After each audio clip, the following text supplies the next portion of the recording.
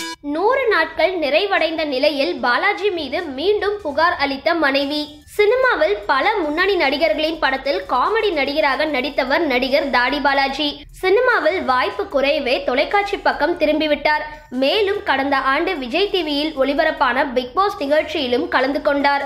இந்த நிகழ்ச்சியில் பாலாஜியின் மனைவி நித்யாவும் கலந்து கொண்டார். பல மாதங்களாக பிரிந்து வாழ்ந்து வந்த இவர்கள் இருவரும் நிகழ்ச்சி முடிவதற்குள் ஒன்றிணைந்து விடுவார்கள் என்று நிகழ்ச்சி எதிர்பார்த்த நிலையில் பிக் பாஸ் நிகழ்ச்சியில் இருந்து பாலாஜி வெளியேறிய பொழுது நித்யா பாலாஜிக்கு 100 நாள் பரீட்சை ஒன்றை வைத்தார். தற்பொழுது அந்த 100 நாட்களும் முடிந்த நிலையிலும் இவர்கள் ஒன்றாக இணையவில்லை.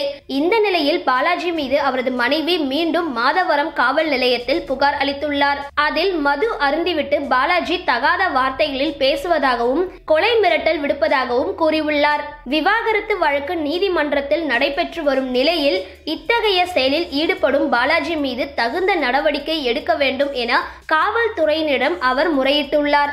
ஏற்கனவே கடந்த 6 மாதத்திற்கு முன்னர் தான் பாலாஜி மீது நித்யா சென்னை மாநகர காவல் ஆணையர் அலுவலகத்தில் புகார் அளித்திருந்தார். அத்துடன் இருவரும் இடையிலான விவாகரத்து வழக்கு நீதிமன்றத்தில் நடைபெற்று வருகிறது என்பது குறிப்பிடத்தக்கது.